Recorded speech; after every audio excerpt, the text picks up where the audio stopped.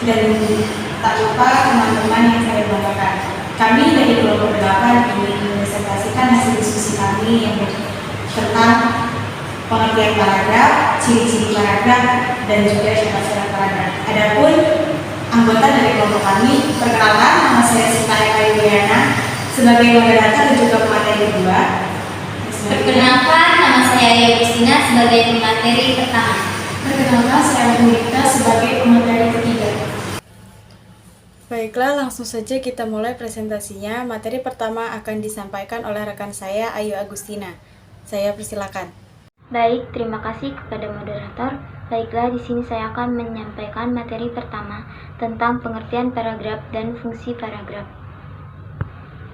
Pengertian paragraf menurut KBBI adalah bagian bab dalam suatu karangan yang biasanya mengandung satu ide pokok dan penulisannya dimulai dengan garis baru.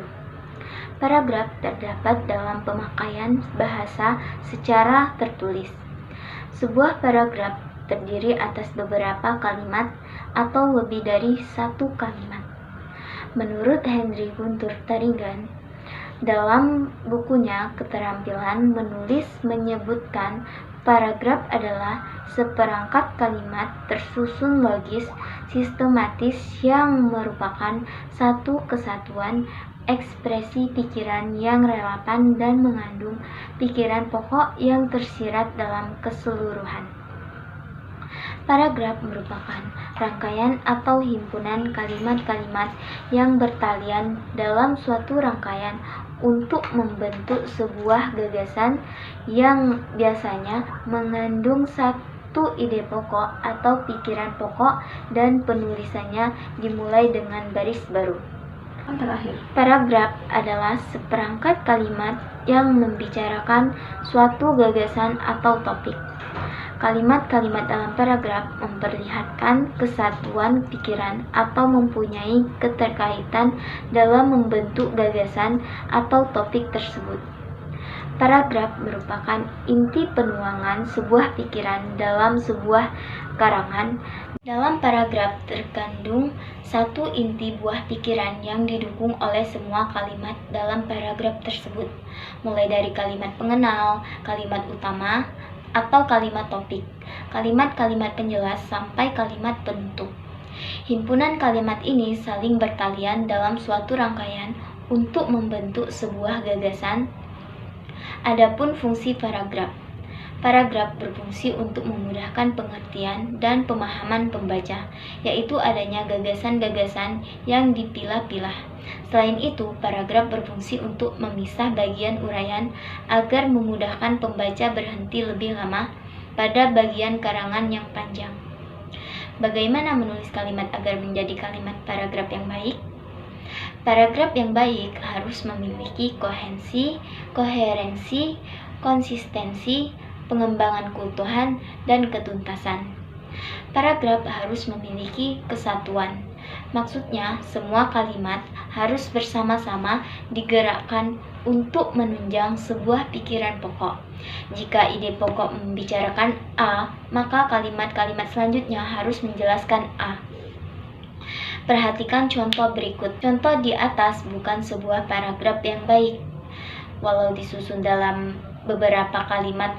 Mengapa? Karena informasi yang dinyatakan dalam sejumlah kalimat tersebut sama sekali tidak memiliki hubungan erat atau tidak memiliki kepaduan informasi.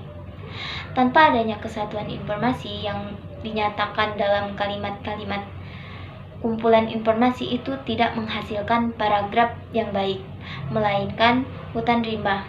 Kalimat jadi. Sebuah paragraf harus memiliki kesatuan informasi atau makna yang sering disebut koherensi. Analisis koherensi rumput kalimat ini atas bagian berikut. Pada kalimat 1 yang merupakan kalimat topik, dinyatakan bahwa kota Yogyakarta dikenal juga sebagai kota pelajar. Sebagai ide pokoknya, sebagai kota pelajar harusnya dijelaskan bahwa kota itu tidak lembaga pendidikan. Akan tetapi, penjelasan yang diberikan pada contoh di atas tidak demikian. Pada kalimat kedua, dibentuk akan tentang kesuburan tanah di kota Yogyakarta, yang sama sekali tidak ada kaitannya dengan ide pokok. Demikian pula informasi yang terdapat pada kalimat 3 dan 4, tidak ada hubungannya dengan ide pokok. Selanjutnya, kita amati contoh tulisan berikut. Tulisan di atas juga bukan sebuah paragraf yang baik. Mengapa? Karena di bidang bentuk tidak mencerminkan koherensi antar kalimat. Analisis kohensivitas pada paragraf tersebut adalah tidak adanya unsur-unsur kebahasan dan penanda hubungan antar kalimat yang disajikan secara implisit dengan baik. Penanda kohensivitas yang hilang antara lain ialah kata ganti dan kata hubung. Selain itu, penanda hubungan kohensi paragraf yang lain adalah kata-kata penanda hubungan, penunjukan, pengertian, pelesapan, perangkaian, dan lain-lain. Ada dua aspek paragraf perlu diperhatikan, yaitu 1. Masalah alur pikiran dan masalah kepaduan paragraf, yang dapat dibedakan menjadi kepaduan di bidang bentuk dan kepaduan di bidang makna. Selain itu, perlu memahami hakikat paragraf dalam konteks komposisi tulisan, fungsi paragraf, pengertian paragraf, ciri-ciri paragraf, struktur paragraf, jenis-jenis paragraf, syarat-syarat paragraf yang baik, dan cara menulis paragraf yang baik. Apabila pemahaman dan kemampuan menulis paragraf sudah dikuasai, maka tulisan yang dihasilkan akan logis, padu, dan sistematis. Baiklah, itu tadi materi yang dapat saya sampaikan. Saya kembalikan lagi kepada moderator. Terima kasih kepada Ayu telah menyampaikan materi yang pertama. Materi yang kedua akan dipaparkan oleh saya sendiri. Baiklah, di sini saya akan memaparkan materi yang kedua, yaitu tentang ciri paragraf dan juga unsur-unsur paragraf. Yang pertama, ciri-ciri paragraf, diantaranya sebagai berikut. Yang pertama, kalimat awalnya terletak agak ke dalam 5 ketukan spasi untuk jenis karangan yang biasa. Lalu yang kedua, paragraf memakai pikiran utama yang dinyatakan dalam kalimat topik. Yang ketiga, setiap paragraf memakai sebuah kalimat topik dan juga selebihnya merupakan kalimat pengembang yang mempunyai fungsi menjelaskan, menguraikan, ataupun menerangkan pikiran utama yang terdapat dalam kalimat topik. Dan yang keempat, paragraf memakai pikiran penjelas yang dinyatakan dalam kalimat penjelas. Kalimat tersebut berisi mengenai detail-detail kalimat topik. Paragraf bukanlah kumpulan kalimat topik. Paragraf yang berisikan satu kalimat topik dan juga beberapa kalimat penjelas. Setiap kalimat penjelas berisi mengenai detail yang sangat spesifik serta tidak mengulang pikiran penjelas lainnya. Paragraf juga memiliki ciri atau karakteristik sebagai berikut. 1.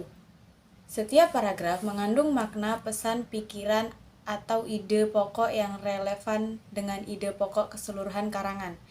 2. Umumnya paragraf dibangun oleh sejumlah kalimat. 3. Paragraf adalah satu kesatuan ekspresi pikiran. 4. Paragraf adalah satu kesatuan koheren yang padat. 5. Kalimat dalam paragraf tersusun secara logis dan sistematis. Yang kedua, unsur-unsur penyusun paragraf seperti transisi, transition, kalimat topik, topic stance, kalimat pengembang, development stance, kalimat penegas, punchline. Transisi adalah mata rantai penghubung antara paragraf. Transisi berfungsi sebagai penghubung jalan pikiran dua paragraf yang berdekatan. Kata-kata tradisional merupakan petunjuk bagi pembaca ke arah mana ia sedang bergerak, atau mengingatkan pembaca apakah suatu paragraf bergerak searah dengan ide pokok sebelumnya. Kalimat topik adalah kalimat yang berisi topik yang dibicarakan pengarang. Pengarang meletakkan inti maksud pembicaraannya pada kalimat topik. Dilihat dari letak kalimat topik dapat dibedakan menjadi 3. Jenis paragraf deduktif yaitu deduktif kalimat topik berada di awal, induktif kalimat topik berada di akhir, campuran kalimat topik berada di awal dan ditegaskan kembali di akhir. Sebagian besar kalimat-kalimat yang terdapat dalam suatu paragraf termasuk kalimat pengembang. Susunan kalimat pengembang tidak sembarangan. Pada umumnya, setelah gagasan utama dituangkan ke dalam kalimat topik, maka selanjutnya kalimat topik mendeskripsikan lebih rinci kalimat topik tersebut. Urutan kalimat pengembang sebagai perluasan pemaparan ide pokok yang bersifat abstrak menuruti hakikat ide pokok. Pengembangan kalimat topik yang bersifat kronologis biasanya menyangkut hubungan antara benda atau kejadian dan waktu. Urutannya masa lalu, kini, dan yang akan datang. Bila pengembangan kalimat topik berhubungan dengan jarak spasial, hal ini biasanya menyangkut hubungan antara benda, peristiwa, atau hal, dan ukuran jarak. Urutannya dimulai dari jarak yang paling dekat, lebih jauh, dan paling jauh. Bila pengembangan kalimat topik berhubungan dengan sebab akibat, kemungkinan urutannya sebab dinyatakan lebih dahulu, lalu diikuti akibatnya. Atau sebaliknya, akibatnya dinyatakan pertama, lalu dipaparkan sebabnya. Contoh, pada pagi hari, suasana lingkungan rumah Andi begitu indah di sekitar rumah. Berjejer pohon yang menambah keteduhan. Selanjutnya kalimat penegas. Menyimpulkan atau menegaskan kembali kalimat topik, Taringan 2008-15 mengungkapkan pada kalimat penegas adalah elemen keempat dan terakhir. Elemen pertama adalah transisi, elemen kedua adalah kalimat topik, dan elemen ketiga adalah kalimat pengembang. Yang terakhir adalah kalimat penegas. Fungsi kalimat penegas ada dua. Pertama, kalimat penegas sebagai pengulangan atau penegas kembali kalimat topik. Kedua, kalimat penegas sebagai daya penarik bagi pembaca atau sebagai selingan untuk menghilangkan kejemuan. Baiklah, itu saja yang bisa saya paparkan untuk materi kedua. Selanjutnya, materi yang terakhir akan disampaikan oleh rekan saya Rahmi Dwita. Kepadanya saya persilakan. Baiklah, terima kasih kepada moderator. Baiklah, di sini saya akan menjelaskan tentang syarat-syarat paragraf. Syarat-syarat paragraf yang pertama, kesatuan. Setiap paragraf hanya mengandung satu pokok pikiran yang diwujudkan dalam kalimat utama. Kalimat utama yang diletakkan di awal paragraf biasa disebut paragraf deduktif. Sedangkan kalimat utama yang diletakkan di akhir paragraf disebut paragraf induktif. Yang kedua adalah kepaduan. Kepaduan paragraf dapat terlihat melalui penyusunan kalimat secara logis dan melalui kata-kata penghubung antar kalimat. Urutan yang logis akan terlihat dalam susunan kalimat-kalimat dalam paragraf itu. Agar paragraf padu dan baik, harus ada sarana pengait kalimat dalam paragraf yang ditulis, yaitu satu penghubung antar kalimat atau antar paragraf. Contohnya, oleh karena itu, oleh sebab itu, meskipun begitu, dan lain-lain. Yang kedua adalah kata ganti. Contohnya, ia, mereka, ia, kalian, dan lain-lain. Dan yang ketiga adalah pengulangan kata kunci. Contohnya, selama pengumpulan, pengangkutan, dan pengelolaan sampah belum dapat dilaksanakan dengan baik, maka selama itu pula sampah menjadi masalah. Nah, pada contoh paragraf di atas ada dua kata sampah yang digunakan berulang-ulang. Penulis harus dengan cermat menggunakannya agar terlihat enak dibaca, mudah dipahami, dan tidak merusak keutuhan sebuah paragraf. Yang ketiga adalah kelengkapan. Paragraf dikatakan lengkap apabila dibangun atas beberapa kalimat penjelas yang cukup untuk menunjang kejelasan kalimat topik. Paragraf dikatakan tidak lengkap apabila hanya dikembangkan dan diperluas dengan pengulangan-pengulangan atau kurang memiliki kalimat penjelas yang memadai. Dengan demikian, paragraf yang mengandung unsur kelengkapan selalu dibangun atas beberapa kalimat, bukan satu atau dua kalimat. Nah, paragraf yang hanya memiliki satu atau dua kalimat dapat membuat pembaca merasa kesulitan memahami makna detail dalam paragraf. Yang keempat adalah urutan. Urutan ini berhubungan dengan kalimat-kalimat yang membangun paragraf, hendaknya memiliki urutan-urutan ide secara logis. Syarat ini mirip dengan kepaduan.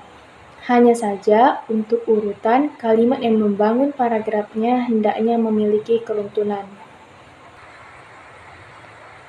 Selanjutnya, tentang struktur paragraf. Nah, dalam pengertian paragraf, kita telah mengetahui bahwa sebuah paragraf tentunya terdiri dari beberapa kalimat. Kalimat tersebut yaitu kalimat utama dan kalimat penjelas. Kalimat utama adalah kalimat yang memuat ide pokok atau gagasan utama, sedangkan kalimat penjelas adalah kalimat yang membuat penjelasan kalimat utama. Nah, struktur suatu paragraf biasanya berkaitan dengan pengurutan, letak kalimat utama, dan kalimat-kalimat penjelas atas dasar kategori kalimat dalam paragraf tersebut. Baiklah, selanjutnya saya kembalikan kepada moderator. Terima kasih kepada Rahmi yang sudah menyampaikan materi terakhir. Kesimpulan dari paragraf. Paragraf adalah unit terkecil dalam penulisan yang terdiri dari beberapa kalimat yang saling terkait dan membentuk suatu pikiran atau gagasan utama.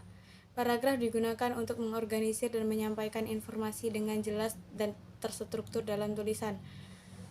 Paragraf memiliki peran penting dalam penulisan. Fungsi-fungsinya yang mencakup memisahkan dan mengatur ide, memberikan struktur, memudahkan pemahaman, menyampaikan informasi yang jelas, dan mempermudah revisi membuat paragraf menjadi elemen yang penting dalam menyampaikan informasi secara efektif dalam tulisan. Paragraf memiliki syarat yang terdiri dari kesatuan, kepaduan, kelengkapan, dan urutan. Dan paragraf memiliki struktur yang terdiri dari kalimat-kalimat yang saling terkait dan mengembangkan suatu ide atau gagasan utama. Paragraf dimulai dengan kalimat topik dan memperkenalkan ide utama dan diakhiri dengan kalimat penutup yang merangkum atau mengarahkan ke ide berikutnya. Dalam menulis paragraf, penting untuk memperhatikan kesatuan tema dan pikiran, serta mengembangkan ide yang cukup detail dan dukungan yang memadai. Paragraf yang baik akan membantu pembaca memahami informasi dengan lebih baik dan mengikuti alur pemikiran penulis. Dengan memahami ciri-ciri dan pentingnya paragraf, penulis dapat menciptakan paragraf yang jelas, terorganisir, dan mudah dipahami oleh pembaca. Paragraf yang baik akan meningkatkan kualitas tulisan secara keseluruhan dan membantu menyampaikan pesan dengan lebih efektif.